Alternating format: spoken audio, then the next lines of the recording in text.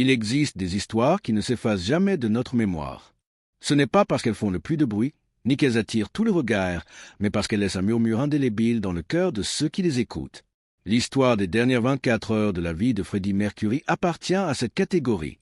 Elle n'a rien de spectaculaire ni de clinquant, rien des lumières de la ferveur que l'on associe habituellement à une rockstar. Ces dernières heures furent silencieuses, intenses, profondément humaines. Et dans ce silence se révèle un homme que le monde croyait connaître, mais qui n'avait en réalité jamais vraiment compris. À l'approche de la fin, Freddie n'était pas entouré de faste, de paillettes ni de la fortune qui aurait pu masquer sa fragilité.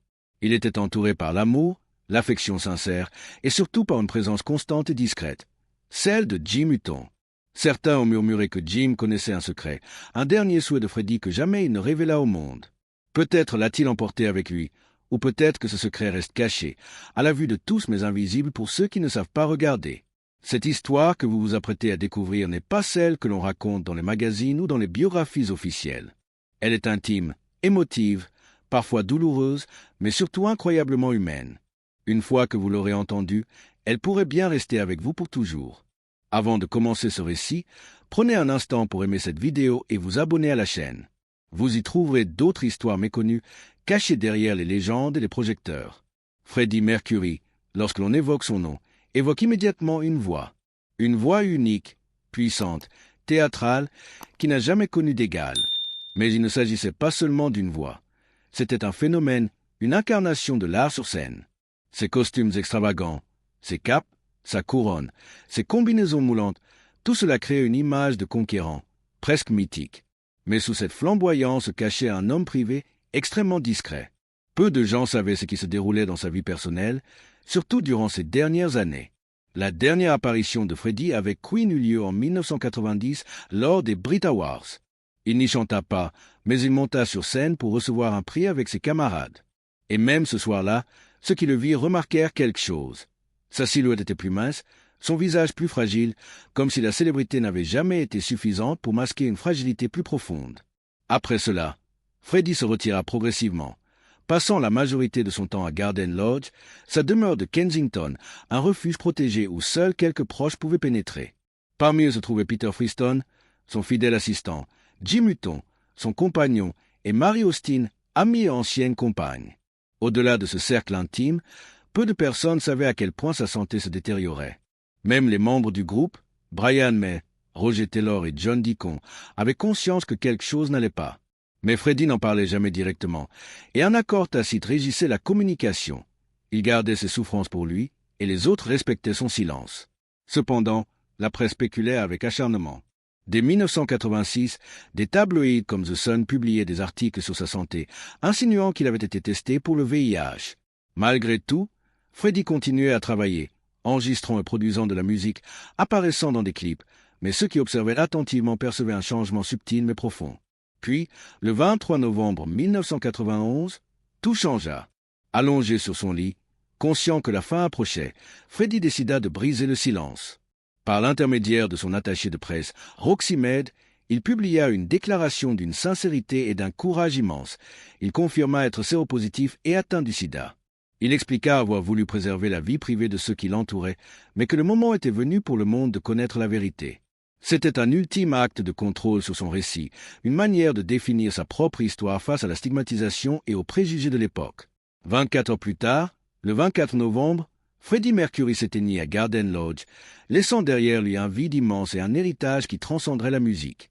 Ce récit, au-delà de la célébrité, des chansons et des concerts, nous plonge dans l'intimité d'un homme confronté à sa fin avec dignité, amour et courage. C'est dans ces moments silencieux, loin des projecteurs, que se révèle vraiment la grandeur d'une personne. À mesure que Freddie Mercury avançait dans les années 1980, la distance entre sa vie publique flamboyante et sa vie privée se creusait. Sur scène, il continuait à être l'exubérant maître de cérémonie, capable de captiver des dizaines de milliers de spectateurs par sa voix puissante et son charisme magnétique. Mais derrière le rideau et les projecteurs, un autre Freddie existait. Un homme vulnérable, conscient de sa santé déclinante et profondément soucieux de protéger ceux qu'il aimait. Peu à peu, il choisit l'isolement, préférant la compagnie restreinte de ses proches à l'agitation du monde extérieur. Garden Lodge, sa maison de Kensington, devint son sanctuaire. Ce lieu n'était pas simplement une demeure luxueuse, c'était un refuge où il pouvait être lui-même, loin du regard du public et des médias. Les murs, épais et soigneusement sécurisés, préservaient l'intimité de Freddie, mais ils symbolisaient aussi une barrière entre l'homme qu'il était réellement et la légende que tout le monde voyait. Seul un cercle très restreint pouvait pénétrer ce sanctuaire. Peter Freestone, son assistant de longue date, Jim Hutton, son compagnon depuis 6 ans, et Mary Austin, l'ami de toujours et ancienne compagne. Ces 3 personnes représentaient pour Freddie un mélange unique d'affection, de loyauté et de compréhension silencieuse. Peter Freestone, qui avait travaillé aux côtés de Freddie pendant des années, connaissait les habitudes, les humeurs et les besoins de l'artiste mieux que quiconque. Il était plus qu'un assistant, il était un confident discret, un soutien constant qui savait quand intervenir et quand rester en retrait. Jim Hutton, quant à lui, apportait un amour profond et inébranlable, mais toujours respectueux de l'intimité de Freddie. Leur relation, loin des projecteurs, n'était pas une vitrine à exhiber, mais un refuge d'affection réciproque. Mary Austin, enfin, occupait une place particulière dans le cœur de Freddie. Même si leur relation amoureuse avait pris fin en 1976, elle resta une constante dans sa vie, un lien familial et émotionnel qui n'a jamais rompu. Malgré l'éloignement progressif de la scène publique, Freddie continuait à créer. Il enregistrait des morceaux, produisait de la musique et restait impliqué dans la direction artistique de Queen. Mais ceux qui l'observaient attentivement remarquaient un changement. Sa silhouette s'amincissait, sa voix, bien que toujours puissante, révélait parfois une fatigue sous-jacente. Les rares apparitions publiques, comme les Brit Awards de 1990, laissaient percevoir une fragilité qui contrastait fortement avec son image de conquérant sur scène. Le spectacle et la magie étaient toujours présents, mais derrière se cachait un homme conscient de ses limites, qui choisissait de ne plus montrer son combat au monde. L'isolement de Freddie n'était pas une conséquence de la peur ou du désespoir, mais une décision délibérée pour protéger ceux qu'il aimait. Il savait que le moindre faux pas médiatique pourrait non seulement exposer sa santé fragile, mais aussi bouleverser ses proches. Les tabloïds britanniques étaient déjà intrusifs et impitoyables, publiant des spéculations sur sa santé depuis des années. Dès 1986, The Sun et d'autres journaux avaient commencé à évoquer des rumeurs de VIH, des articles qui manquaient de précision mais qui instillaient un climat de suspicion et de peur. Freddie choisit donc de garder le silence, de contrôler ce qu'il pouvait et de préserver sa dignité jusqu'au bout. Malgré cette discrétion, l'inquiétude existait au sein du groupe. Brian May, Roger Taylor et John Deacon percevaient que quelque chose n'allait pas, mais un accord tacite empêchait quiconque de poser directement la question. Freddie ne voulait pas parler de sa maladie, et ses amis respectaient ce choix. Ce silence partagé, cette retenue mutuelle, révélait une profonde compréhension de la personnalité de Freddie. Il n'acceptait pas la pitié et refusait que sa maladie devienne le centre de l'attention. Il voulait que sa vie continue, que la musique reste son héritage principal, et que son combat personnel reste entouré de respect et de confidentialité. Le cercle intime de Freddie était, par conséquent, une extension de cette volonté de préserver la vie privée. Peter, Jim et Mary formaient une bulle protectrice, veillant à ce que chaque détail de la vie quotidienne de Freddie soit pris en charge, des repas aux rendez-vous médicaux, tout en lui laissant une autonomie maximale. Ce microcosme intime était la scène sur laquelle Freddie pouvait être lui-même, un espace où l'amour et l'attention remplaçaient les projecteurs et la gloire. Mais l'isolement ne signifiait pas que Freddie renonçait au monde. Il comprenait parfaitement l'impact de sa musique et de son image. Chaque décision, chaque geste dans ces derniers mois était mesuré. Il continuait à écrire, à enregistrer, à collaborer, mais toujours à son rythme, dans l'intimité de Garden Lodge. Même affaibli, il faisait preuve d'une lucidité et d'une force de caractère impressionnante, choisissant ses batailles et préservant son énergie pour ce qui comptait vraiment, l'art, l'amour et la dignité. C'est dans ce contexte, entouré d'un cercle restreint mais profondément loyal, que Freddie Mercury passa les dernières années de sa vie. Loin des projecteurs, loin des rumeurs, il affronta sa maladie avec courage et détermination. Il était conscient de son déclin, mais il n'abandonna jamais le contrôle de sa vie. Chaque décision, chaque choix, chaque moment passé avec Peter, Jim et Mary témoignait d'un homme qui, malgré la fragilité physique, restait maître de son destin et de son héritage. Ainsi, ces dernières années révèlent un aspect de Freddie que peu connaissent réellement, l'homme derrière la légende, le compagnon dévoué, l'ami loyal et l'artiste qui, même en souffrant, n'a jamais abandonné sa passion pour la musique et son engagement envers ceux qu'il aimait. Cette période de sa vie est essentielle pour comprendre non seulement la fin d'une icône, mais la profondeur humaine qui a rendu sa musique et sa personnalité si intemporelles. Alors que l'ombre de la maladie s'intensifiait autour de Freddie Mercury, le moment de vérité approchait. Pendant des années, Il avait gardé le secret, protégeant sa vie privée et celle des personnes qu'il aimait. Ses apparitions publiques étaient devenues rares, sa silhouette plus fragile, sa voix, malgré son timbre toujours puissant, révélait parfois une fatigue sous-jacente. Et pourtant, il savait que le temps venait où il ne pourrait plus échapper à la nécessité de parler, de faire face à la réalité, non seulement pour lui-même mais aussi pour le monde. Le 23 novembre 1991, exactement 24 heures avant sa mort, Freddy prit une décision qui allait bouleverser la perception publique du sida et révéler l'homme derrière la légende. Allongé dans sa chambre à Garden Lodge, entouré de son cercle intime, il demanda que Jim Beach, le manager de Queen, vienne le voir. L'atmosphère était lourde de tension et de gravité. Même pour ses proches, il était clair que cette rencontre n'était pas une simple formalité. Elle représentait l'ultime étape dans un long chemin de réflexion et de préparation. Lorsque Jim Beach arriva, il fut conduit dans la chambre de Freddy, où les heures suivantes allaient sceller l'histoire de sa vie. Pendant 5 heures et demie, Freddy, malgré sa faiblesse physique, fit preuve d'une lucidité impressionnante. La discussion fut profonde et minutieuse. Chaque mot comptait, chaque décision devait être pesée avec soin. À un moment donné, Joe Fanelli, un ami fidèle et membre du cercle intime de Freddy, rejoignit la conversation pour apporter un peu de réconfort avec des rafraîchissements, mais la gravité de la situation restait palpable. Cette réunion, qui pouvait sembler longue et épuisante, était en réalité une preuve de la clarté d'esprit et du courage de Freddy. Le résultat de cette discussion fut historique. Freddie Mercury annonça qu'il allait rendre publique sa maladie. La nouvelle frappa ses proches comme une onde de choc, car pendant des années ils avaient protégé ce secret avec acharnement. Chacun avait conscience de la responsabilité immense qui leur incombait, protéger l'intimité de Freddy tout en respectant sa volonté de vérité. Le poids de la décision était lourd, mais l'objectif de Freddy était clair.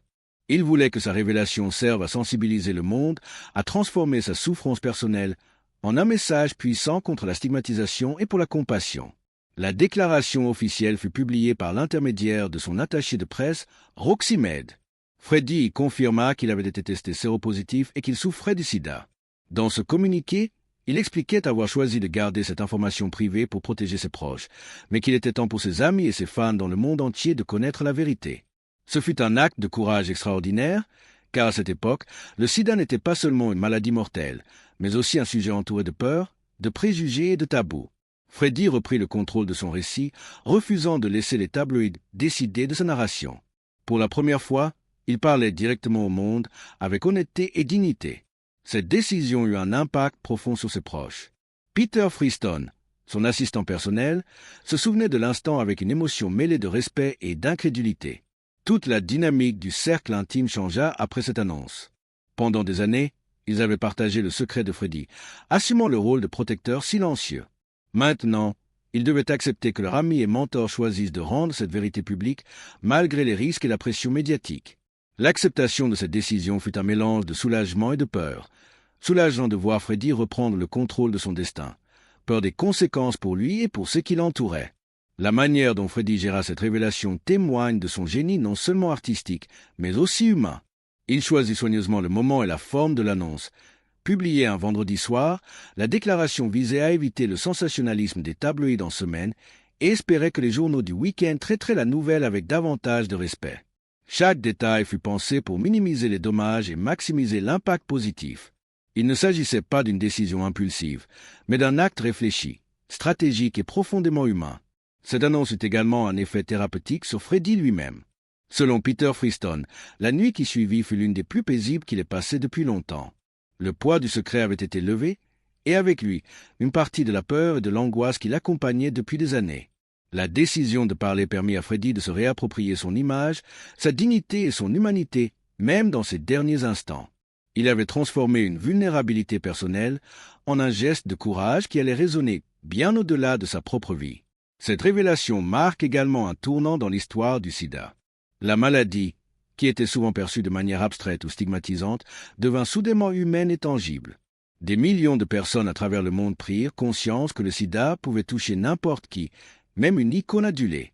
Par ce geste, Freddie Mercury devint non seulement un artiste légendaire, mais aussi un symbole de courage et de résistance face à la peur et à la stigmatisation.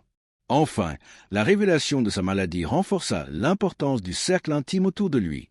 Peter, Jim et Mary jouèrent un rôle crucial dans le soutien émotionnel et pratique de Freddy.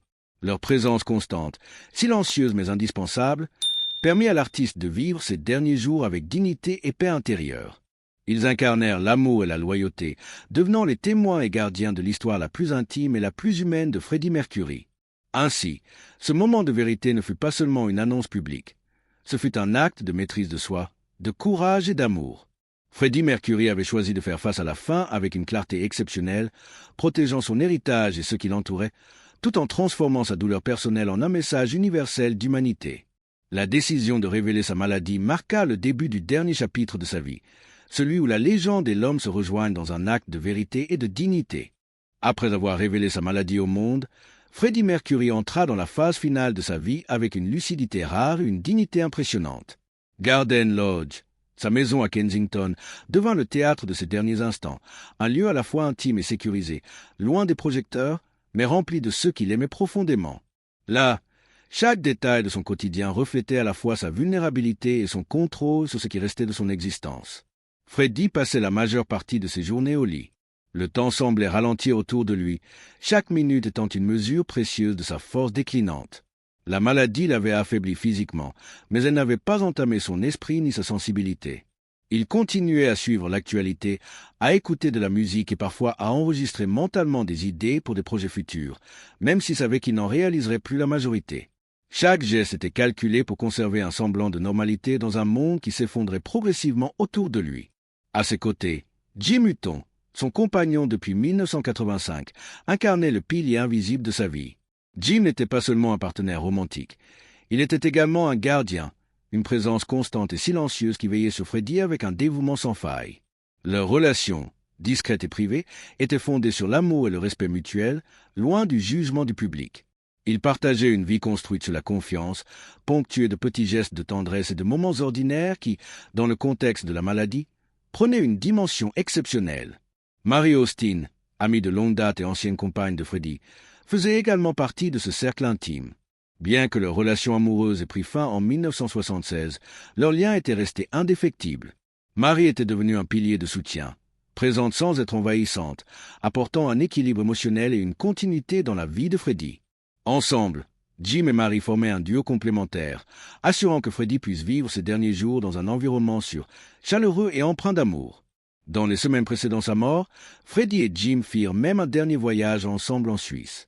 Ce voyage n'était pas seulement une tentative de profiter d'un dernier souffle de normalité, mais aussi un moyen de créer des souvenirs précieux avant que la maladie ne limite davantage ses capacités. Ce furent des instants de légèreté, de complicité et d'évasion, des moments où le monde extérieur disparaissait et où seul l'amour et la présence comptaient. Ces souvenirs devinrent ensuite un trésor intime pour Jim, qui les conserva précieusement dans son cœur après la disparition de Freddie. De retour à Garden Lodge, la réalité reprit le dessus. Freddie passait désormais la majeure partie de son temps au lit, regardant la télévision ou simplement se reposant, tandis que Jim et Mary s'occupaient de son confort. Le lieu n'avait rien d'un hôpital classique. Il n'y avait ni machines sophistiquées ni personnel médical constant. Le seul équipement médical visible était un pied à perfusion, prêt à être utilisé en cas de besoin. Tout le reste relevait de la présence humaine, de l'attention discrète et du soin affectueux. Cette simplicité permettait à Freddie de maintenir un semblant d'indépendance tout en recevant le soutien nécessaire pour survivre jour après jour. Vers la fin, Freddie prit lui-même la décision de stopper tous les traitements, sauf les antidouleurs. Cette décision n'était pas impulsive. Elle reflétait sa maîtrise de la situation et son désir de vivre selon ses propres termes jusqu'au dernier souffle. Ses repas se limitaient à des fruits et des jus. Son monde devint silencieux et ses mouvements plus lents. Mais malgré la fragilité de son corps, son esprit restait vif et sa présence rayonnante. Les gestes quotidiens, comme se lever pour aller aux toilettes ou se déplacer dans la chambre, étaient devenus de véritables épreuves. Jim, fidèle et attentif, assistait Freddie avec une délicatesse infinie, conscient de la douleur et de la vulnérabilité de l'homme qu'il aimait. Chaque mouvement nécessitait précaution et patience. Chaque interaction était empreinte de respect et de tendresse. Même les détails apparemment banals, comme porter un t-shirt propre ou changer les draps, prenaient une dimension symbolique, illustrant la profondeur de l'amour et du dévouement de Jim. Un des moments les plus marquants fut l'attention portée à l'alliance que Freddie portait, symbole de leur engagement mutuel. Certains craignaient que, après sa mort, ses doigts gonflés rendent la bague difficile à retirer. Mais Freddie fut catégorique. La bague resterait jusqu'au bout, un geste silencieux mais chargé de sens, témoignant de l'importance qu'il accordait à cette relation. Cette décision, Simple en apparence, révélait tout le poids émotionnel et la valeur symbolique de leur amour, un amour à la fois discret et inébranlable. Le dernier jour, le 24 novembre 1991, fut marqué par de petits instants d'une intensité émotionnelle extrême. Au matin, Freddie, affaibli mais conscient, posa des gestes simples mais significatifs. Il demanda à Jim s'il l'aimait, et le simple échange de mots et d'un baiser sur le front symbolisa tout ce qui avait existé entre eux. Tendresse, fidélité, respect et affection profonde. Ces instants, empreints de simplicité et de sincérité, contrastent avec l'image flamboyante de Freddie sur scène, mais révèlent l'homme qu'il était vraiment dans l'intimité. Lorsque la fin arriva, elle fut douce et silencieuse. Freddie, entouré de Jim et de Mary, partit paisiblement, les yeux ouverts mais libérés de la douleur et de la souffrance accumulée. Jim, témoin de ce départ, conserva le souvenir de ce visage, fragile mais lumineux, comme une image de paix et de complétude après une vie marquée par l'extraordinaire et l'ordinaire. Un petit carrosse horloge mécanique, offert par Jim, fut arrêté à ce moment précis, figé dans le temps à 19h11, devenant un symbole silencieux mais puissant de l'amour et de la loyauté qui avait accompagné Freddie jusqu'au bout. Dans ces derniers jours, loin des lumières et des projecteurs, Freddie Mercury ne fut pas une icône ou une légende. Il fut un homme, fragile mais courageux, entouré de ceux qu'il aimait, vivant et mourant selon ses propres termes.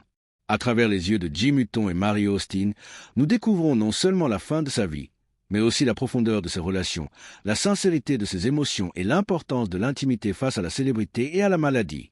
La mort de Freddie Mercury, le 24 novembre 1991, marqua la fin d'une ère musicale, mais également le début d'un nouveau chapitre pour ceux qui avaient partagé sa vie de manière intime. Pour Jim Hutton, Peter Friston et Mary Austin, cette perte ne se limitait pas à l'émotion de l'instant. Elle portait avec elle une lourde responsabilité, celle de préserver l'héritage, la mémoire et la dignité de l'homme qu'ils avaient aimé et accompagné jusqu'au dernier souffle. Après la disparition de Freddie, les proches immédiats furent confrontés à la question complexe de la succession. La richesse accumulée par l'icône de Queen était immense, et la maison de Kensington, One Garden Lodge, représentait non seulement un lieu de vie, mais également un symbole de l'intimité qu'il avait construite loin des projecteurs. Pourtant, malgré les années passées aux côtés de Jim Hutton et l'amour profond qui les liait, la majorité de la succession revint à Mary Austin. Elle reçut la propriété, ainsi que l'essentiel des actifs financiers et des revenus futurs liés aux royalties de Queen. Ce choix, pour beaucoup, peut paraître surprenant ou même injuste, mais il faut le replacer dans le contexte de la vie personnelle de Freddie. Mary Austin n'était pas simplement une ancienne compagne. Elle avait été, selon les mots de Freddie, l'amour de sa vie sous une forme différente. Leur relation amoureuse avait pris fin en 1976, mais l'attachement et la confiance qui subsistaient entre eux restaient intacts. Mary était un pilier dans la vie de Freddie, un repère constant dans un univers souvent chaotique. Elle avait été présente à travers les succès, les voyages, les tournées, et elle continua de représenter une continuité affective, même après la fin de leur romance. L'héritage de Freddie Mercury est le pouvoir des histoires humaines. Freddie Mercury n'était pas seulement une légende de la musique, une voix inoubliable ou un personnage extravagant sur scène. Il était un être humain, avec ses joies, ses douleurs et ses secrets. Les dernières heures de sa vie, loin des projecteurs et des cris de la foule, nous montrent la vérité essentielle. Derrière toute célébrité, derrière chaque performance spectaculaire, il y a des histoires humaines qui méritent d'être racontées. Ces histoires, comme celle de Freddie et Jim Hutton, révèlent la force de l'amour, de la loyauté et de la présence. Elles nous rappellent que ce qui compte vraiment ne se mesure pas en fortune, en gloire ou en titre, mais dans les moments de compassion silencieuse, dans le soutien discret apporté à ceux que l'on aime, et dans le courage de faire face à l'inévitable avec dignité.